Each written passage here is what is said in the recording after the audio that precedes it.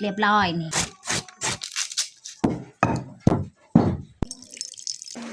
ใส่จะมาใส่จ้ะหลังจากเขาพี่น้องเบิ่ง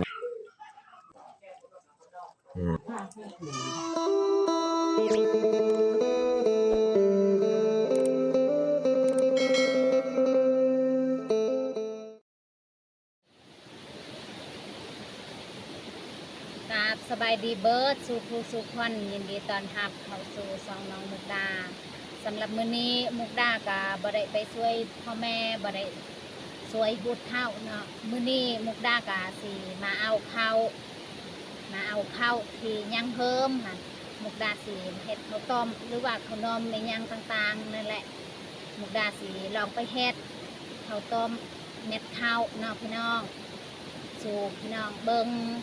แล้วก็อยากฝากให้ FC ทุกคนช่วยให้กำลังใจสองน้องมุกดาอยากให้เบิ่งคลิปหลายๆก็โอเคมีแต่ทุกคนติดตามเบิ่งติดตามชมกับพวกเราได้ยาวๆเลย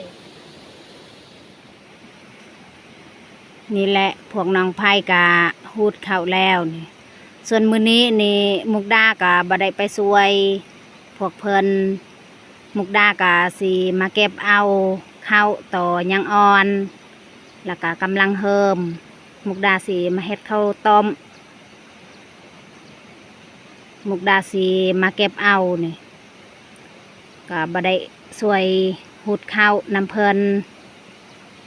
นี่พวกเพิ่นก็ฮูดยังน้อยเดียวนี่เพราะว่ามื้อวานนี่เฮาฮูดไปแล้วนี่มื้อนี้ก็เลยบ่ได้ไปฮูดช่วยนำเขา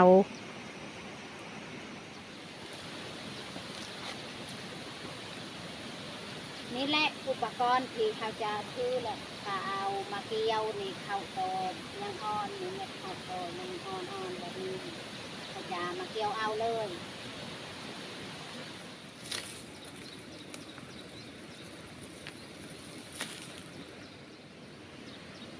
มื้อนี้นี่เขาจะบ่ได้มาหูดข้าวสวยแม่นี่เขาจะมาเอาข้าวโตยังอ่อนนี่เขาจะมาเฮ็ดข้าวนมเนาะให้น้องแพงน้องพลอยเขาจะมาตัดเอาโตเพิ่มนี่ยังบ่ทันได้สุก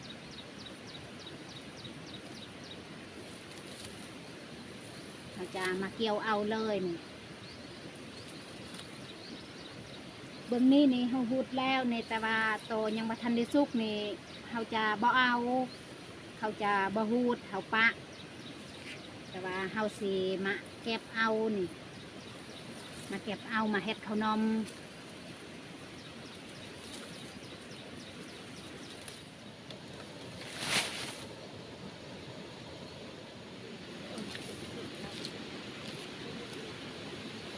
น่าจะได้และทำนี่นี่พอเอามาเฮ็ดข้าวนมต้ม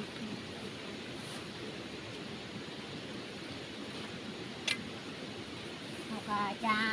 เอาหลักะมาปะไว้บอนเดียวกันบอนเดียวนี่แหละ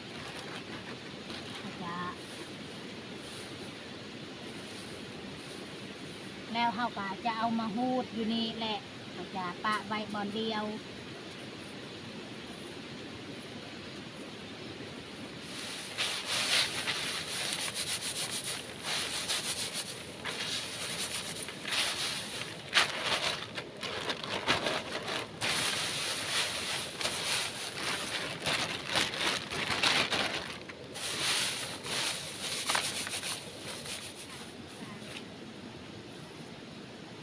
แต่มันรีบนี่มันจะบอออกนี่มันยังติดอยู่ในจำเพา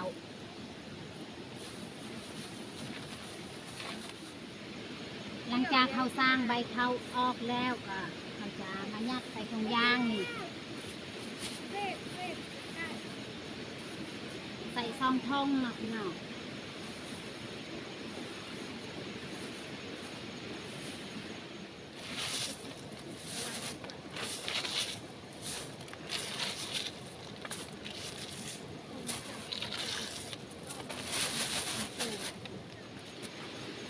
ยัดใส่ถุงยางก็เรียบร้อยมีแต่เขาจะ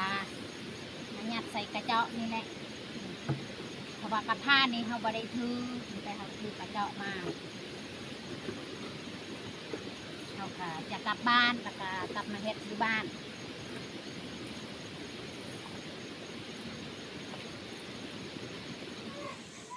ตอนนี้นี่เฮากามาฮอดบ้านแล้วนี่เฮาจะเอาข้าวกาแล้วแต่เฮาจะไปเอาใบเตยอีกเนาะหลังจากเขาเอาใบเตยแล้วเฮาก็จะเอามาข้าวนี่มาคั่วสักหน่อยนี่แหละอุปกรณ์ที่เฮาจะมาเฮ็ดก็คือ อันนี้แหละมี3อย่างนี่เฮาจะบ่มีเครื่องปรุงแนวอื่นอันนี้ก็คือใบเตยอันนี้ก็คือมันฝรั่งเนาะเขาจะเอาเข้านี่เอามาคั่ว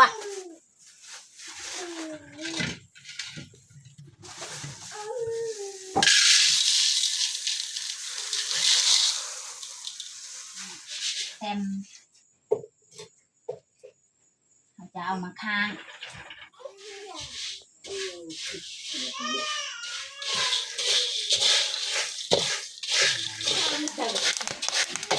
น่าจะทุกแล้วนี่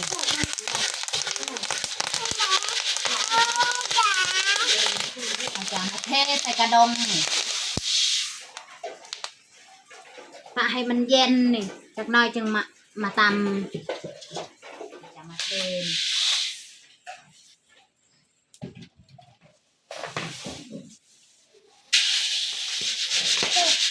อันนี้ก็หอบสุดท้ายแล้วนี่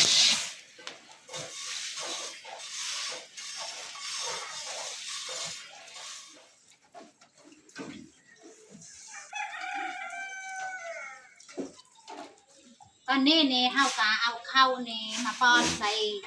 ครก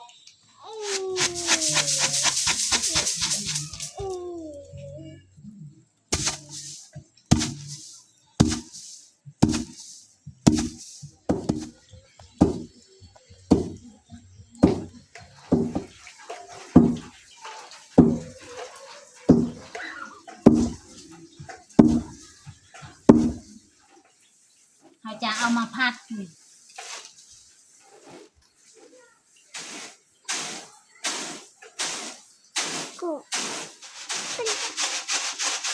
เขาจะสั้นเอานี่เม็ดโตบ่มีกาบ่มีเปลือกนี่เขาจะมาปะไว้ใส่ถ้วย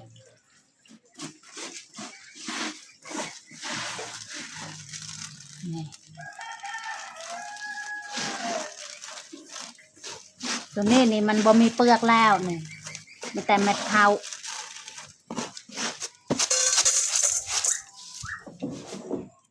อันนี้ก็สำเร็จแล้วนี่เฮาเขา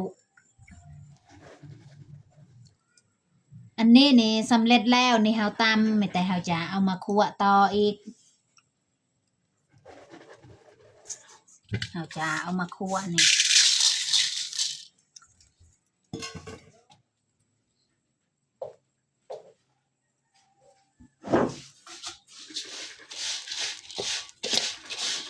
เฮาจะคั่วให้มันเหลืองนี่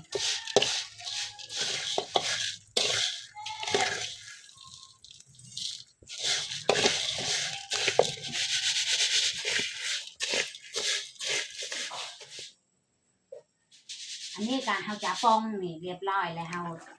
คั่วนี่แต่เฮาจะมาตำให้มันมุนเขาต้องป้าให้มันเย็นนี่หน่อยมาตำ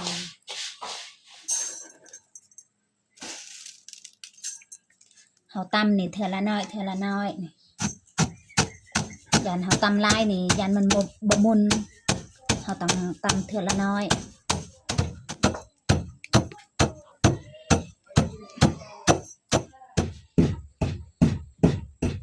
เฮาตำกะมุนแล้วนี่บัดนี้เฮาจะมาสั่นใส่ถ้วยนี่ใส่จานนี่แหละเฮาจะมาสั่นเฮาตำกะสำเร็จเรียบร้อยนี่นี่แหละหลังจากเขาตำเข้านี่แล้วแต่เขาจะเอามันด่างนี่เอามาคูดแล้วก็มาเฮ็ดใจ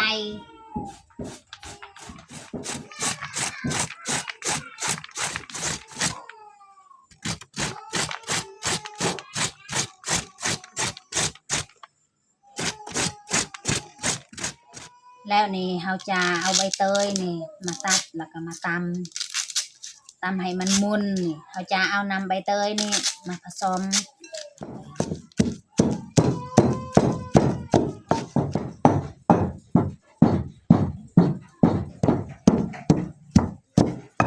เราตำใบเตยกันแรกแล้วนี่เราจะใส่น้ำนี่ได้แล้วเราจะมาเอาเมแต่น้ำนี่แหละน้ำเคี้ยวนี่เราจะเอาส่วนใบอันนี้นี่เราจะบ่เอาเราจะบ่ใส่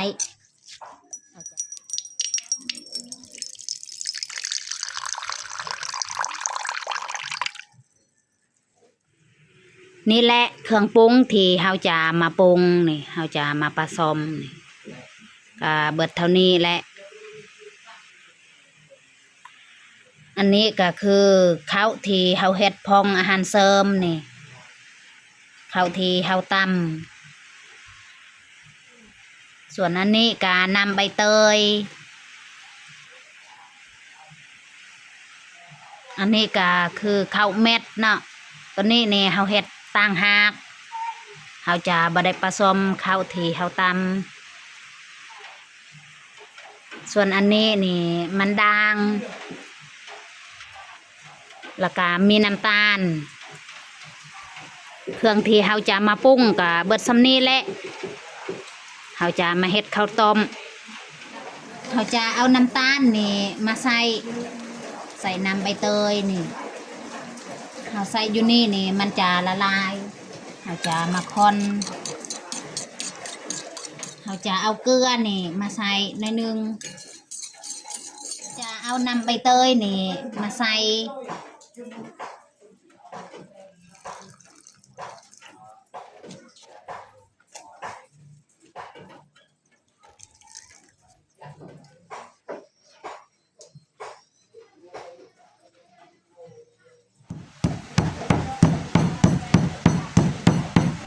ังจากเขาผสมแล้วนี่เขาจะมารีดนี่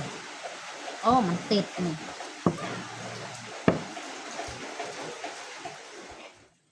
บัดนี้เขาจะมาตัดนี่ตัดกับมีด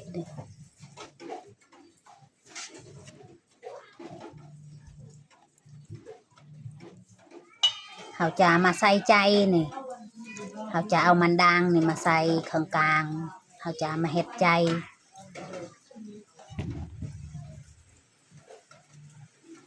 แล้วเขาก็จะพัน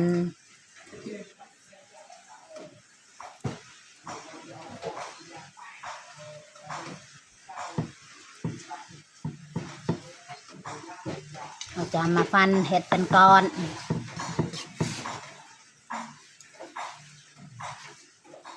หลังจากเขาฟันแล้วนี่เขาจะมาห่อใส่ใบตอง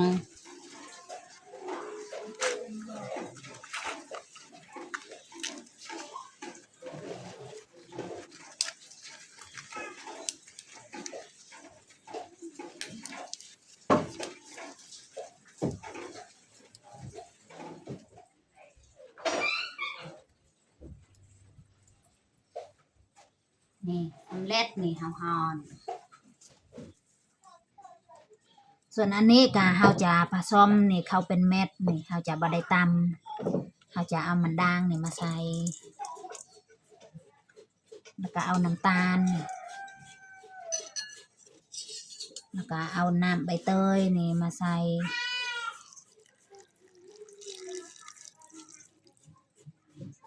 แล้วประมาณนี้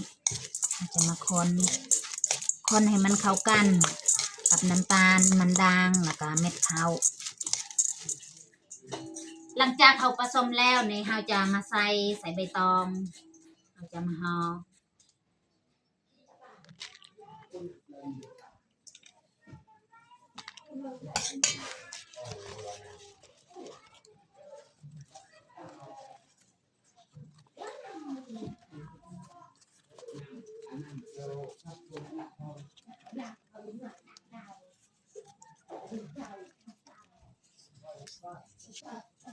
นี่สำเร็จแล้วตอนนี้ก็เรียบร้อยนี่ ห่อใบตองนี่บัดนี้เราจะมายัดใส่หวดนี่เราจะเอามานึ่ง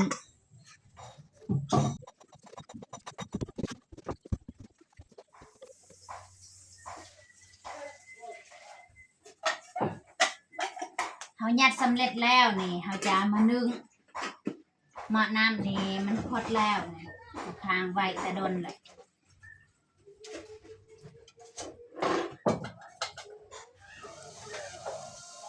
ตอนนี้ก็สุกเรียบร้อยนี่เราจะมาปรุงเลยนี่แล้วก็มาตักไว้ใส่กระดง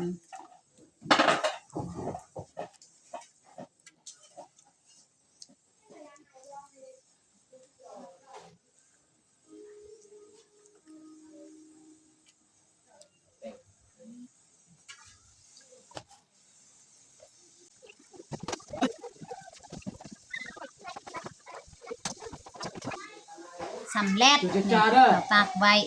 จากขวดตอนนี้ก็สุกเรียบร้อยแล้วน้องมุกดาเฮ็ดข้าวต้มเนาะมี2แบบข้าวต้มตัวอันนึงนี่แมนข้าวต้มแบบเราตำเอาแรกๆอันนึงตัวเป็นเม็ดตัวนี้ตัวเป็นเม็ดเนาะเอาสีแกะมาให้เบิ่งเลย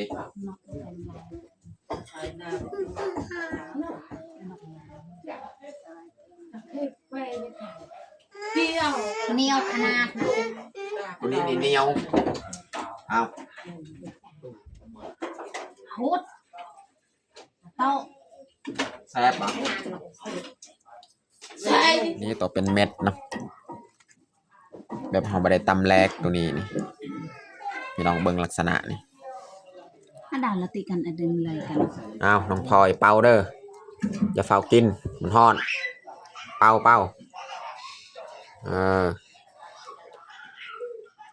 ฮ้อนระวังเด้อฮ้อน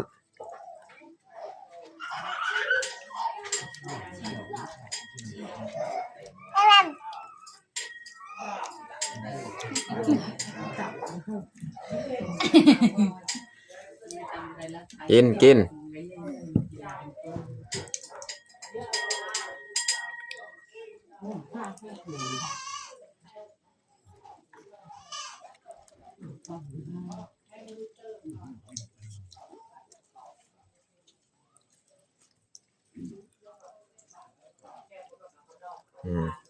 ตัวนี้มันตัวเหนียวน้องพลอยกินแซ่บบ่หวานบ่